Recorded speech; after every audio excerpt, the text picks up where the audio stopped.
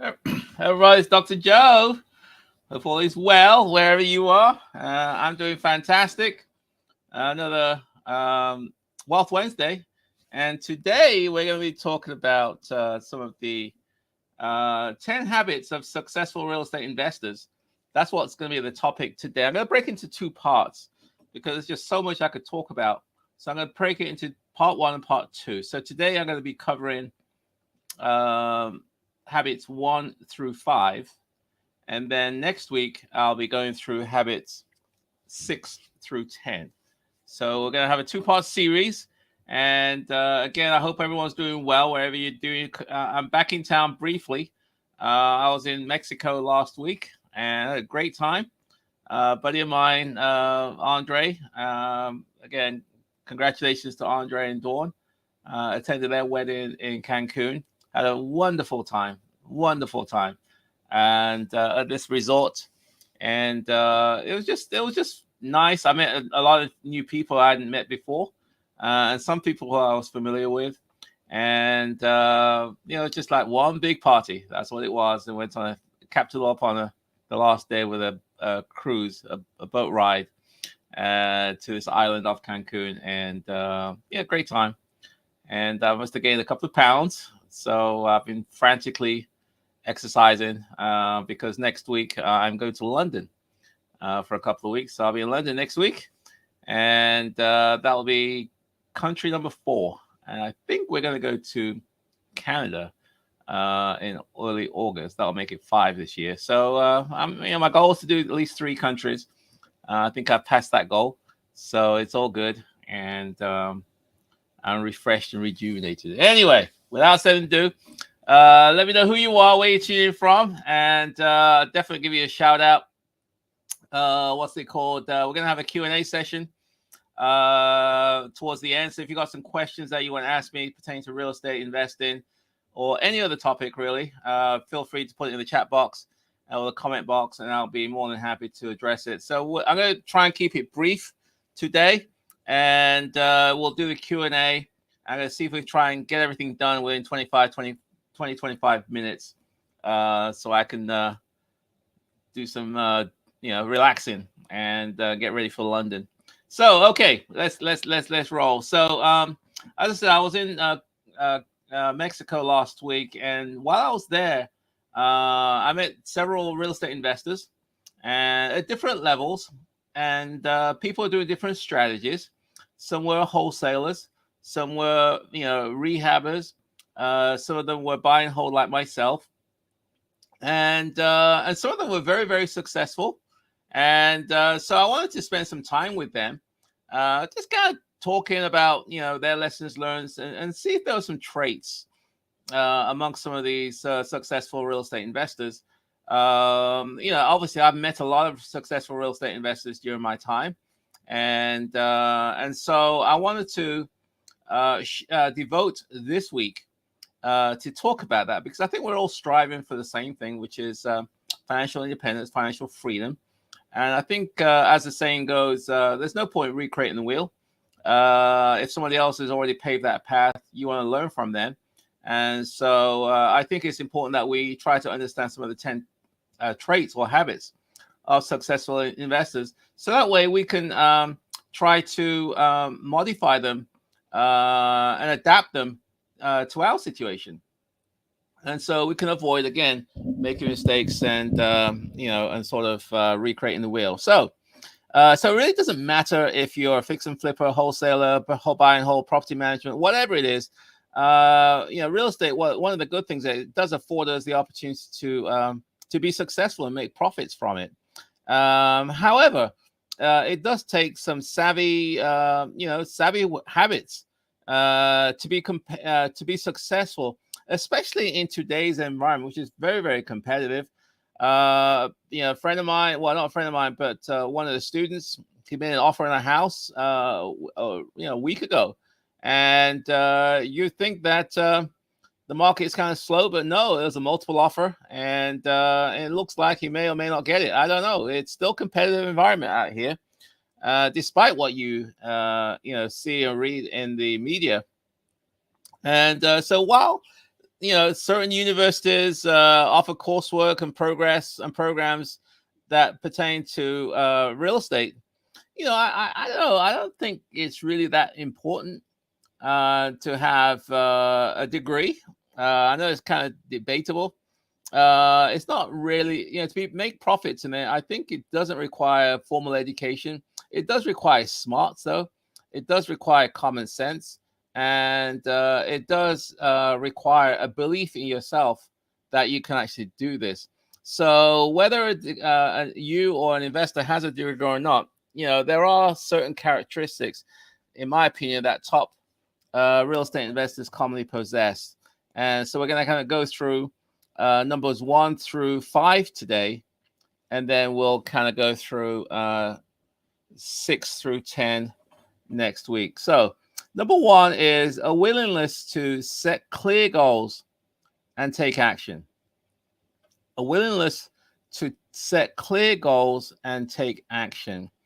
I don't think you can read your way into financial independence. I don't think you can podcast your way to financial freedom. At some point, you're going to have to take some action. Okay. You can't wish your way through it just doesn't work that way. However, you do need to, first of all, have a sense of belief in yourself and take the time for learning and education. Take the time to understand your strengths and your weaknesses. Take the time to get buy-in from your your spouse, your family, your loved ones, because it's a lonely journey. In real estate, it's not like what many people say it is. Just buy a course or go to a class and suddenly everything's rosy. It just doesn't work that way. It takes hard work. It takes perseverance. There are ups and downs. I've been through ups and downs. I know ups and downs. It can be devastating. It can be it can be very frustrating. So I know that. And so it's important to set clear goals of, what is it that you're trying to do here? What is it you're trying to, why are you doing this? What's your why? What's the driver for this? Because in times of difficulty, if your why or your reason is not strong enough, it's very easy to give up and say, well, this isn't for me. I don't think I can do this. Let me go, I don't know, go sell Amway, or let me go sell, Amazon products. Maybe that's easier. And, or sell baseball cards. I don't know. But I mean, it's so easy to get dejected, to get, frustrated and question why you're doing this. Another student of mine, she's going through a project right now. They're going through ups and downs, and it's sometimes you do question, and so unless you set clear goals and a strong belief and confidence in yourself, and as I said before, take the time for education and learning. Take the time for getting buy-in from your spouse, your friends, your loved ones. Understanding what your strengths and weaknesses are. We all have strengths. I have strengths. I have weaknesses. There are things which I don't do very well, and so what I'm doing is, for those things which I don't do very well, I'm trying to identify them and trying to find other people, other resources who I can sort of outsource those tasks to. And therefore, it allows me to focus on those things which I'm pretty good at, or I'm strong at, or stronger at, and so on. And I think while I was in Mexico, I was talking to another investor and just telling him that one of the things I did, have been doing for really one of the things for this year, in fact, is I have an assistant, and she, my previous assistant had been working with me for a number of years, and unfortunately, she had to leave to take care of her father. But so I've identified another a right-hand person, really.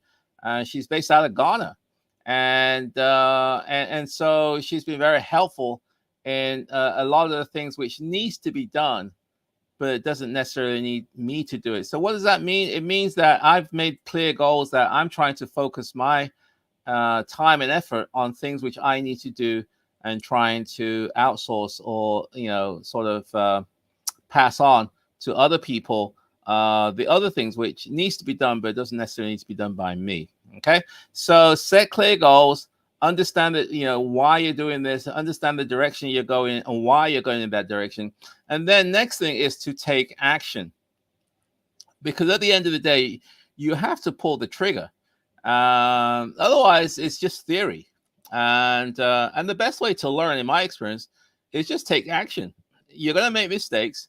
It's not going to be easy. You're going to sort of, as I said before, have some curveballs thrown at you, and stuff that could knock you down and question, whether this is for you or not. But you learn from those things. I mean, there are many a times where the unexpected happened to me, and now we have to deal with it.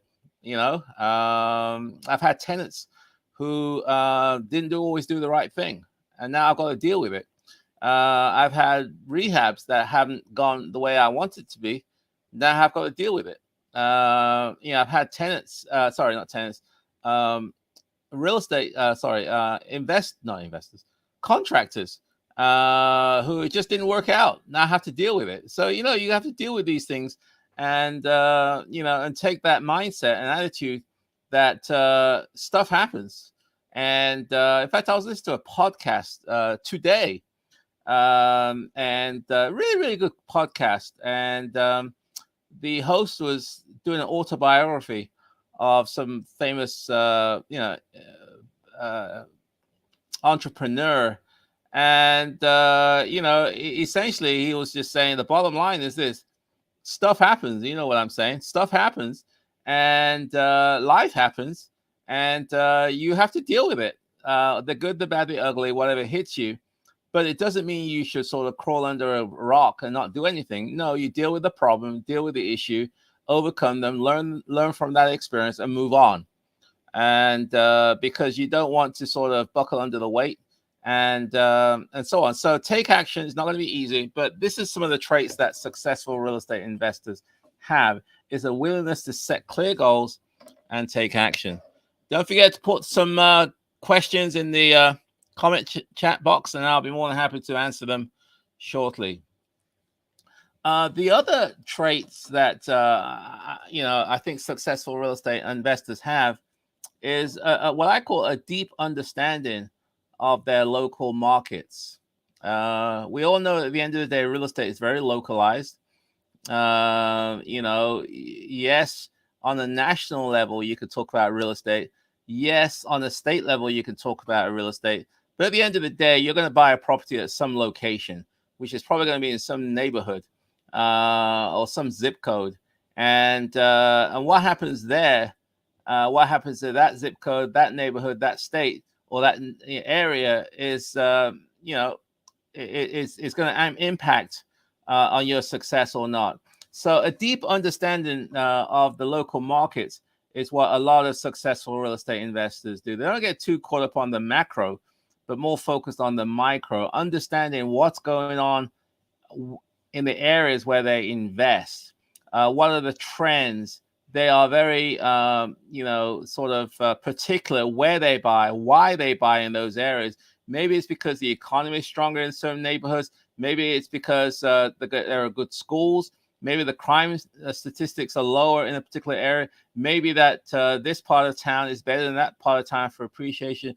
Maybe that part of town is better than this part of town in terms of attracting tenants. Maybe it's this area versus that area, whereby I know that over time I'm going to get the appreciation I want. This is an understanding of the local market. So, for example, people may say, "Oh, I want to buy in Washington, D.C." Well, okay. But, not all of Washington, D.C., for example, is all the same. there's the northeast, northwest, southeast, and southwest.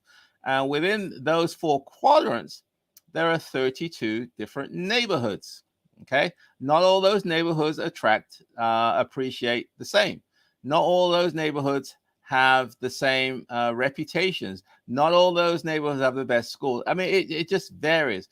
And so somebody from outside may say, I want to invest in Washington, D.C. However, somebody who has the knowledge and understanding of Washington, D.C. will say, okay, well, I like this particular neighborhood, or I'm not going to buy over there because of fill in the blanks.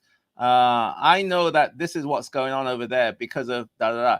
That local knowledge is what's going to differentiate them from the people who don't know, and they're thinking that all of Washington's the same, because it's not. And so successful real estate investors take the time to understand the local markets where they're investing, because that is their differential advantage, especially from people from out of town, out of state, who just want a piece of the action but don't really understand, and they can get eaten up alive, I suppose is the right word, because they just don't know. They may look at a number on a spreadsheet or some email and think, okay, let me buy over there, but they may not know that this street is a dividing line, or 2 blocks over is better than 1 block over, and so on. So that understanding of the local market is really key, that successful real estate investors tend to have. Okay, so that's number 2, and let's keep on going. Hopefully this is good stuff. As I said, I'm going to go to Q&A shortly. We're going to have part 2. It's going to be next week. Another trait that successful real estate investors have is it's really just honest. They got ethics, they got integrity. They're trying to do the right thing. They're not out there to scam people, not out there to rip people off. As I say, they understand that what goes around comes around. If you do good, good comes back to you. If you scam people, if you do bad eventually will find you. And so they try to be honest. They try to have a sense of ethics, and it's not all about just I don't know. I don't know. What's the right word? Kill or be killed. Scam or be scammed. That's not the attitude that they have. The pie is big enough whereby it's okay if I don't. It's okay to share the pie. It's okay to help other people. It's okay because the pie is big enough for all of us. It's not a zero-sum game where if I'm successful, it means that you're going to be less successful, or you're going to fail. Or if you're successful, it means that I'm going to be less successful. If I make profits, it means that you're going to lose money. No, you can always create these win-win scenarios. And I just take that's the approach that I have. And it's all about teams. It's all about building relationships. It's about helping other people, whether it be my tenants, whether it be my contractors, whether it be my private investors. It's all about trying to do the right thing and set an example, and and generally good will come back to you, and so on. So that's another trait that successful real estate investors have. Sorry. So let me just summarize the first 3. So the first one is willingness to set clear goals and take action. Number 2 is a deep understanding of their local markets. Number 3 is a sense of honesty and integrity. I'll get to number 4 in a second, but don't forget, put your questions in the chat box, and I'll get to them shortly. Number 4, successful investors, they tend to focus on a particular niche. Okay, I think you understand what I'm saying is that they try to avoid what I call what's that? What's that? There's a saying, the shining object. The shining. You know what I'm saying? The shining object. A dilemma, whereby today you're doing wholesaling. You learn about something or read about something on YouTube about fix and flip. So now you're going to do fix and flip. Then tomorrow you hear something else about maybe buy and hold, so you do that. And then you hear something else about house hacking, so you focus on that. And then next thing you hear about, storage, self-storage units, so you start doing that. So you're all over the place. You try and do a little bit of this, a little bit of that, and eventually not really doing anything, because you always chase what I call chasing rainbows. There's no point chasing rainbows, because there's no pot of gold at the end of the rainbow. You just have to decide, this is what I'm going to do, and I'm going to be an expert in that particular niche. And I'm going to take the time and dedicate some energies and time and resources to understanding and mastering this particular niche. So in my case, for example, we all know there's so many different types of real estate investors. I've just decided that I'm going to focus on buy and hold investing in the Washington, D.C. market, primarily serving Section 8 families, and with a goal that I can have my tenants stay 5, 10, 15, 20 years. That's the niche that I'm in. It's the that buy and hold model in the Washington, D.C. area, focusing on single family homes as opposed to condos or commercial buildings.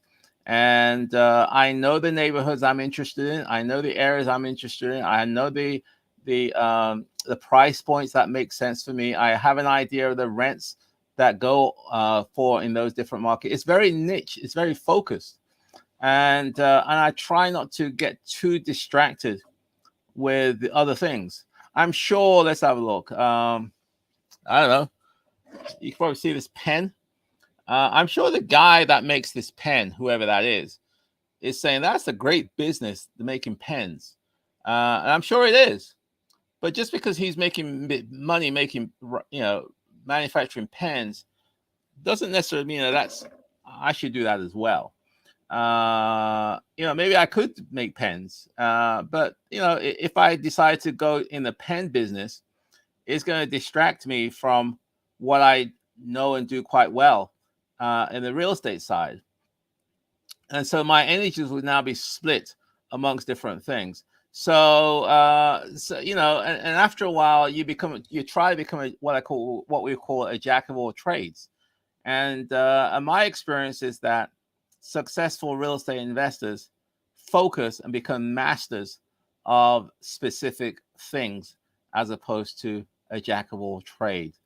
And that's what they do. Now, once they've mastered a particular niche, they may expand to another niche. But it's very calculated, as opposed to just sort of willy-nilly just going from here to there and chasing rainbows, as we call it, and so on. So focus on a particular niche, because there's a saying, there's a book, riches, is it niches in the riches, or riches in the niches? I think it's riches in niches, whereby the niche is, in my case, I've decided the niche is Section 8 tenants. I understand who these people are. I'm looking for what I call Tier 1 Section 8 tenants. These are the creme de la creme of voucher holders. These are families that are looking for nice houses in nicer areas and looking to rent from a decent landlord. They have no problem in me raising the bar in terms of screening. They have no problem with, or feel intimidated by me going to their homes. They have no problem, me sort of, wanting them to keep my properties in good condition. And they have no problem in wanting to stay a long time. That doesn't bother them. And in return, they will pay their rent, take care of the property, pleasant to deal with, and generally stay a long time. So that's the niche. That's the customer that I'm targeting. And because I've taken the time to understand them, I can differentiate myself from other landlords who are just looking for a tenant. And if it's a voucher holder or a market renter or whatever, it doesn't matter. They just look for a tenant. And so I can create a product that appeals to my customer a lot better than somebody else who's not really targeted on them. So focus on a particular niche. is number 4. And then finally for today, they build a network, and they like, it's real estate. It's not a lone wolf thing. You can't do this by yourself, or you can, but it's not very efficient. You need referrals, you need relationships, you need others, you need systems, and you just need a team. And successful real estate investors understand that. So they take the time to develop relationships, whether it be contractors, whether it be financial partners, whether it be real estate agents, whether it be contractors, real estate agents. They assemble a team, and they take the time to nurture that team, and they try to grow that team by offering referrals, to members of that team. So again, they're mutually trying to help each other out. And because they realize they can't do this stuff by themselves, and they surround themselves with good people, nice people, people who are like them. They're trying to do the right thing, and therefore they can sustain a long-term business. So that's the 5th trait, based on my experience, on what successful, or the habits, or the traits, or characteristics of successful real estate investors. So hopefully that was helpful. And as I said, next week we're going to go to habits number 6 through 10, and we'll go through that. So it's now 7:29. So let me see if I can quickly go through some questions. So you got some questions, put them in the chat box, and I'll try to get to them as quickly as possible. Okay, let's have a look. How to? Greetings, Dr. Joe. Welcome back. Hopefully the wedding was nice in Mexico. You had a very nice vacation in England too. Okay, yes, it's a very nice vacation. Very nice wedding. There's about 60 people attended the wedding, and it was quite large. The first destination wedding I've ever been to, and it's quite an experience. And looking forward to go to England next week. And I think I talked to my sister today. We're gonna go to Wimbledon. Maybe spend a day or 2 down there, and watch some tennis, and just sightseeing, and so on. So look forward to hanging out in London. Okay, Dio, Abby, glad to see you, Dr. Joe. Hope you had a great time in Mexico. I certainly did. Okay. Roxanne Belil. Hey, Roxanne. Hi, Dr. Joe from St. Petersburg, Florida. Okay. That too. My previous tenant had her own washer and dryer. I have a new tenant now. I am trying to decide if I should put a new washer dryer in for the new tenant. Do you provide a washer dryer? I typically don't provide a washer dryer. Now, one of my previous houses, the tenant, just like yours now, she provided her own washer and dryer. And when she moved out, she kept it there. She left it there. And I didn't throw it out. I told the new tenant, hey, there's a washer dryer in this house. If you want it, that's fine. I'll keep it in there. If you don't want it, then I'll take it out, but I'm not going to be held responsible for it. Okay. So if you want me to keep it in, I'll keep it in. But if something goes wrong, I'm not going to be, you can't come to me looking for me to fix it. Well, it really doesn't matter in my case, because I have a home warranty, and the home warranty does cover the washer and dryer. But I'm just saying, if I didn't have a home warranty, then I'll just tell the tenant, if you want me to keep it in there, fine, no problem. I'll keep it in there. But I don't want to be held responsible for it, because if you are, then you know what's going to happen. It's going to be something's going to go wrong with it, and a tenant's going to call you and demand that you fix it. So I try not to. The only appliances I provide are the kitchen appliances: the stove, the refrigerator, the dishwasher, and the microwave. Okay. Do you provide a washer and dryer for all of your tenants? As I said, no, I don't do that. But if a property does come if I do have a washer and dryer that's left over from a previous tenant, I'll just keep it in there, make it available to the new tenant, but won't warranty it. It's a single family home there, and there are already washer and dryer hookups in the house. Yeah, so my houses, typically I have hookups. And if they want to have a washer and dryer, then it's up to them. They provide it themselves. I don't, but I do always provide a hookup in the home such that if they do want to, it's just more convenient for them rather than lugging it to the laundromat. They can do their laundry at home. I mean, they're paying the utilities because they're all single families. So if they want to do the laundry, that's on them. It's not my responsibility for the water. Okay, I prorated the first month. So Dow, I think he's got a lot of questions today, Dow. I prorated the first month's rent for the new tenant. When HAP paid the prorated first month's rent, HAP did not pay all the prorated first month's rent. Have you experienced this situation? Let's have a look. So it looks like in your situation, Dow, too, a tenant moved into your property, got a new tenant, and she did not move in on the 1st. She may have moved in, let's just say, on the 15th. So when HAP paid the prorated first month's rent, HAP did not pay all of the they should have. So typically when a tenant moves in the middle of the month or any other time by the except the 1st, then as long as the housing authority approves of the move-in date, typically they like their tenants to move in on the 1st. Unless it's what we call an emergency move-in. Most of the HAP contracts, these are the contracts between the landlord and the housing authority, usually start on the 1st of the month. Now, in special circumstances, they will allow a tenant to move in there other than the 1st of the month. So it sounds like that's what happened in your case now too.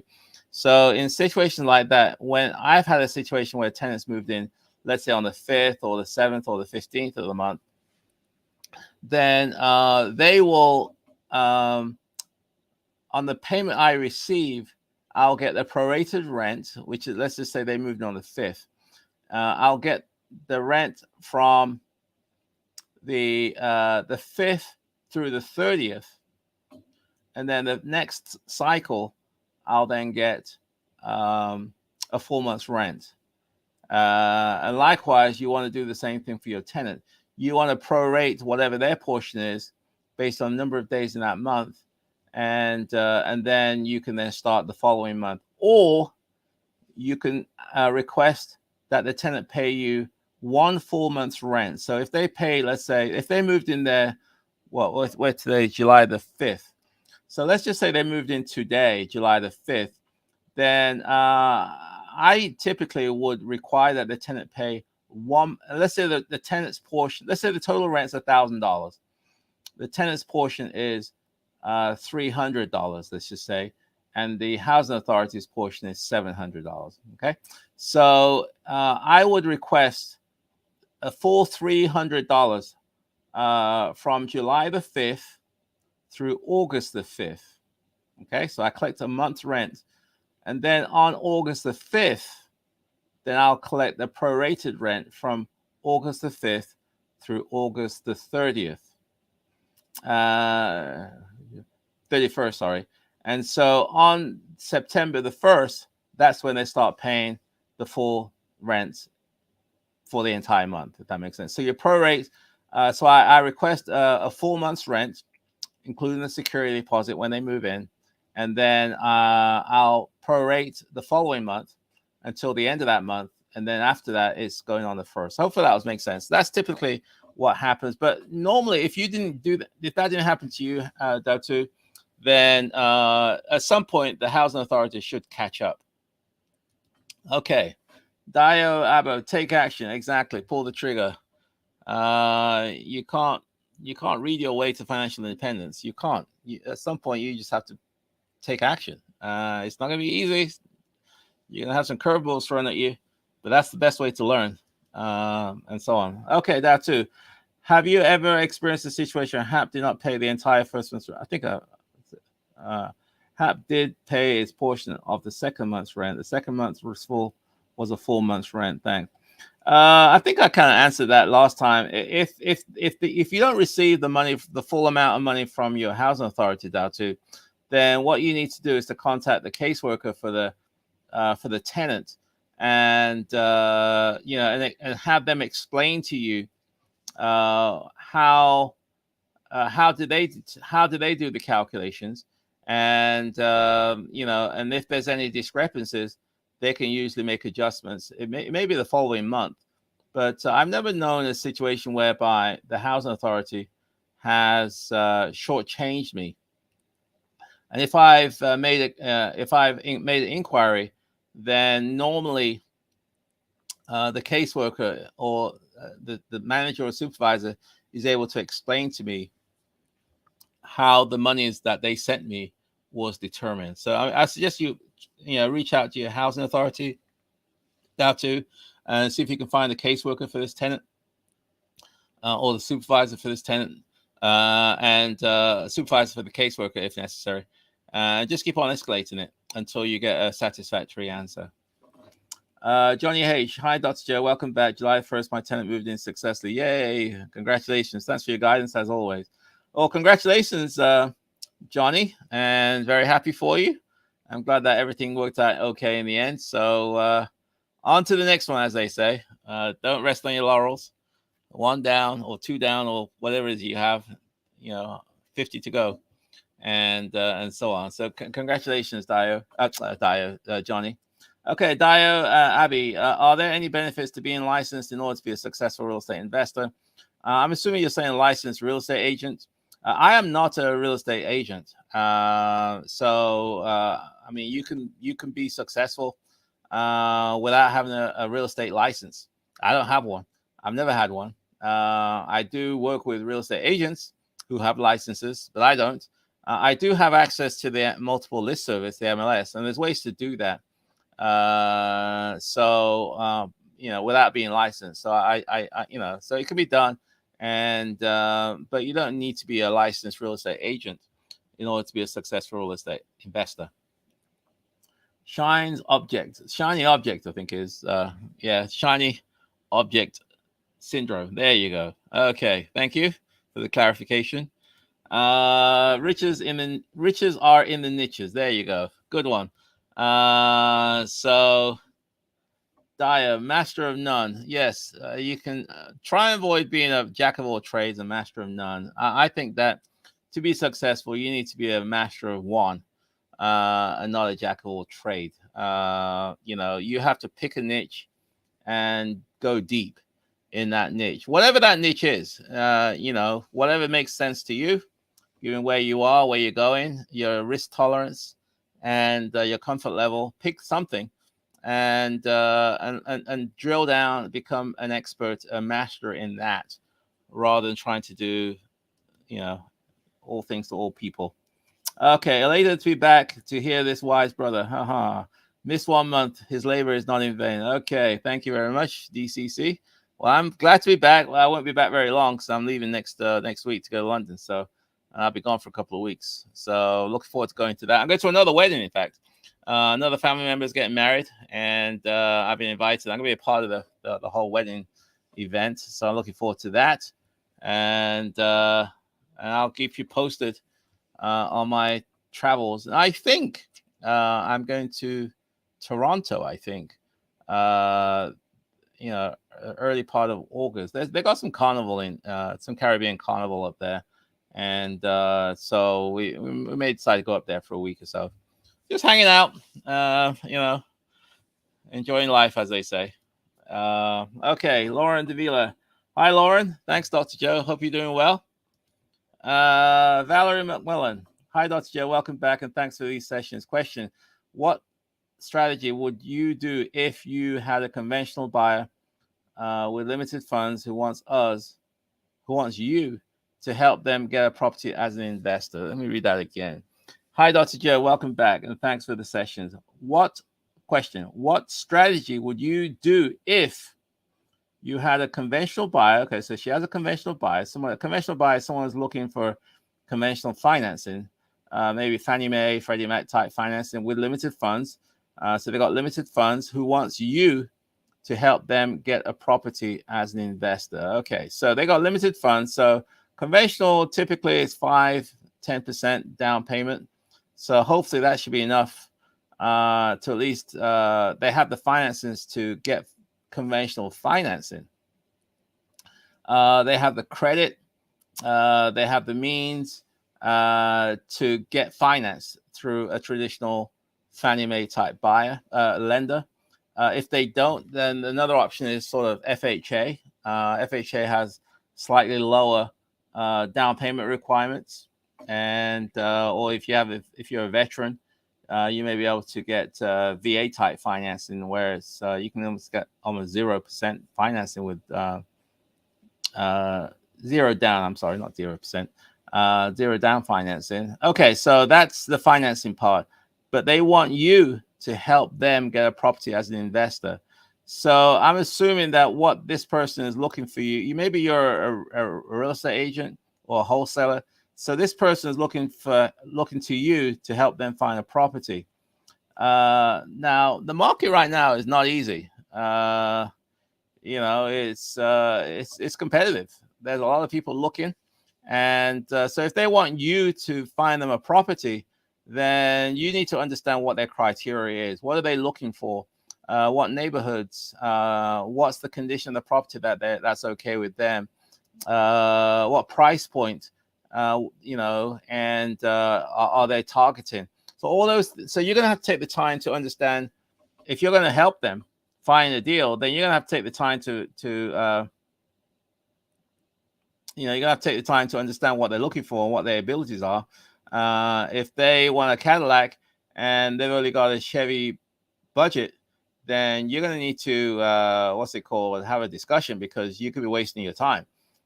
You could be bringing stuff to them and they're not able to finance it. So I would say take the time to understand their needs. Take the time for them to get to know this client. And then, make sure they are what I call bankable, financeable.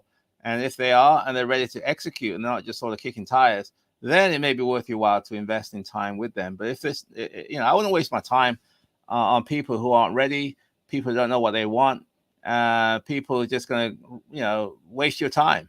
Because at the end of the day, the most valuable thing you have is your time. And you want to make sure you protect that, and so on. So hopefully that was helpful, Valerie. Let's have a look. I think you have enough. Have you done SELO? SELO. What's it? SELO. I'm not too sure. You're going to have to clarify what SELO is. I'm not sure what that is. SEL. Can someone tell me what SELO is? Self-employed. I don't know what that is. So is it a good strategy? It may be. I just don't know what it is. So you're going to have to help me out that one, Valerie. DCC, let's have a look. We know your niche and tenant angle, but what about strategy? Do you BRRRR or do you finance with partners? Try to understand your speed of acquiring.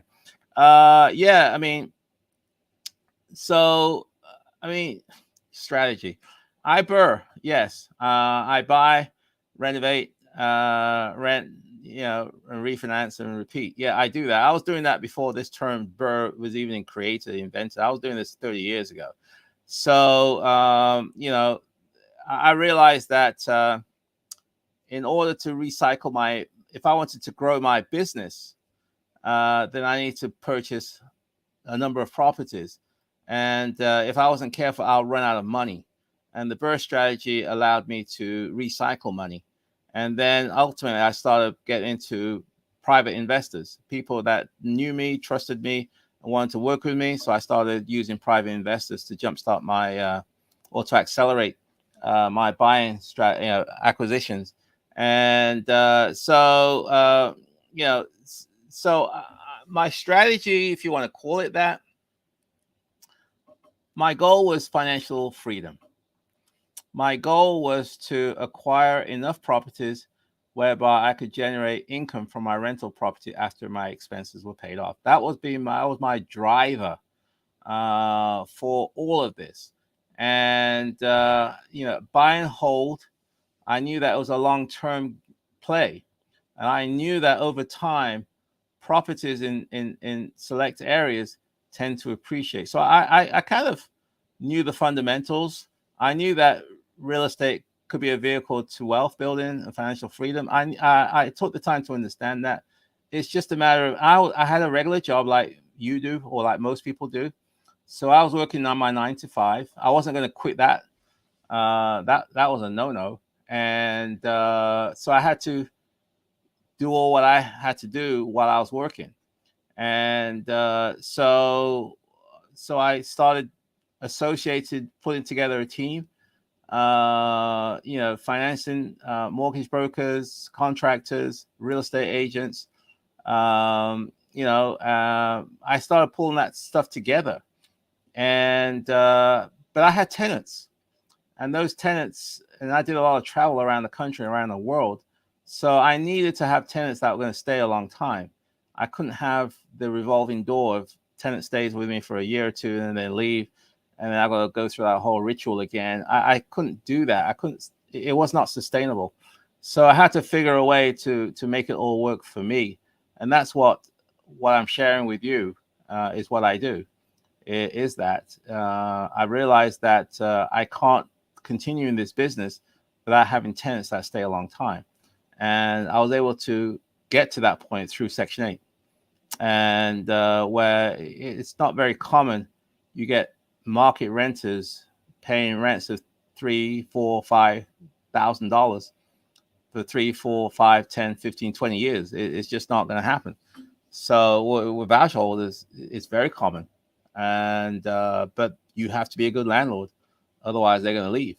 And so I had to start doing things which valued them and let them know that I'm very grateful to who they are and what they're trying to do, and I'll be a great landlord to them. So all those things put together is this strategy focused on this niche, which I shared with you earlier on. So hopefully that was helpful.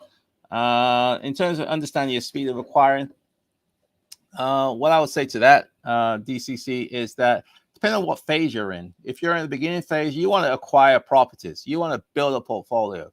Okay, you're in the acquisition mode. If you're starting out, you want to be building a portfolio of properties, not onesie twosies. You want to build a number of properties. So at some point, you kind of, like I have, I'm kind of got enough.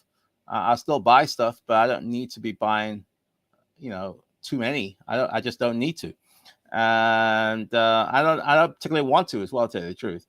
So there comes a point where enough is enough. I have enough, and I'm at peace with that. I'm sure I could always buy more, but it's not really necessary for me. I'd rather go to Mexico or go to London and go to Toronto, go to Caribbean, or go to Ghana, or go to wherever. I prefer to do that, and so that's where I'm transitioning more to. Kind of enjoying the fruits of their labor, as they say. Hopefully that was helpful. Lene Marquez Smith, thanks you for sharing this. No problem. Marlon, good evening, Dr. Joe. Welcome back. Thank you, Marlon. Hope you're doing well. Thank you, Dr. Joe. You did answer my question. I'll contact HAP as you suggested. You certainly do. Dr. Joe, how do you always navigate the challenge of the Department of Buildings requirements as an investor, especially if you need to improve the building? You're talking about permits. Department of Buildings is in DC. They're the people that do the permits and inspections. I don't usually deal with those people, to tell you the truth. I have an architect who deals with them. He understands how they work. I don't particularly want to. I don't particularly have the time.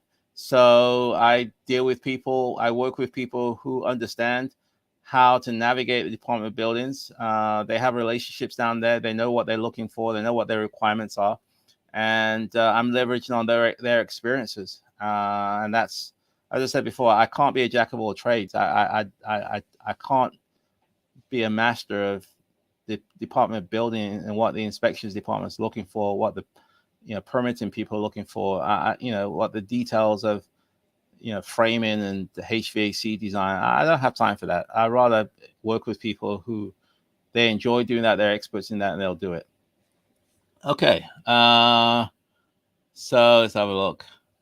So how do you suggest I educate myself in Section 8 in Houston, and how can we execute your strategy in Houston since you're in the DMV? I do have classes on this stuff. I'll probably do a class at some point. I've done several Section 8 classes. The good thing about Section 8 is a federal program. So, you have a Houston housing department or housing authority. I don't know what it's called in Houston, but they essentially administer the program over there.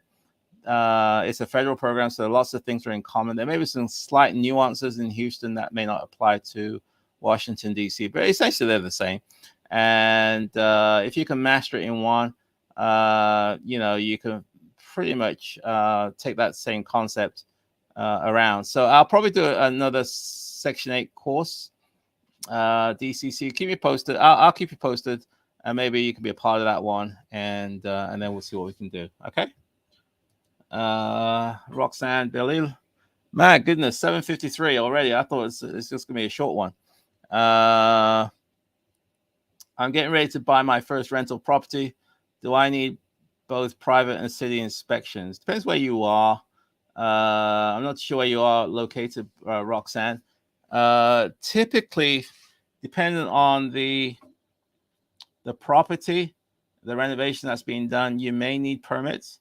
A lot of jurisdictions nowadays require you to be licensed as a rental property owner, and there may be a process for that, which may require some inspections, making sure that the house, passes health and safety and code requirements and things like that. So depending on your jurisdiction, you may have to have some inspections as part of the licensing process, and there's typically a fee that you have to pay to the city or the state, either on an annual or biannual basis, in order to be a licensed property owner. And I know in Washington, D.C., if you don't have a license, we call that a BBL, basic business license, you could run yourself into a lot of problems because technically you're running an illegal rental. And so, if the tenant gives you a hard time, you really can't even evict them because they want to know if you're licensed. If you don't, then you can't even get beyond go. So for those people who don't have a license, check to make sure that your jurisdiction either requires or it doesn't require them, and then make sure you get licensed, get your property licensed, just to protect yourself, to cover yourself, and things like that. Okay, hope that was helpful, Dulo. My goodness, we're getting so many questions. I'm going to have to cut it out because it looks like you guys are keeping me on my toes. Do you escrow your property tax and insurance, or do you pay them separately? It depends on the financing, Dow, too. Some lenders will escrow it and pay it themselves, especially the Fannie Mae, Freddie Mac, FHA types. But a lot of the commercial lenders, they don't. So you have to pay it yourself, which means that you have to escrow the funds and then pay it separately yourself. Valerie McMillan, sweat equity lease option. Okay, sweat equity lease option. Never heard that before. But I heard the lease options. To buy the house as an investor with a rent to own, where a portion of the rent will go towards the tenant. Okay, so you're talking about traditional lease option. I've never heard the sweat equity part, but I'm familiar with lease options. So lease options is when you typically own the house and you rent it to a tenant, almost like a rent to own type scenario, whereby you'll give them an option to purchase the home at some point. In order to move in, they have to put some kind of down payment or earnest money down, and at some point they get the option to buy. If they buy it, then that money goes towards the down payment, and typically a certain portion of the rent, as you said, goes towards the down payment assistance, and then that helps them purchase the home when the options due. That sounds real great in theory. I've tried that before. I've never had a tenant purchase my homes. I don't particularly want to sell it anyway, but I've never had them buy it. So I've never had a tenant exercise that lease option part. I just never had one. They just become eternal tenants, renters, and don't actually exercise. So I haven't really. I know the gurus tell you, people do it all the time. I just haven't had any luck with it.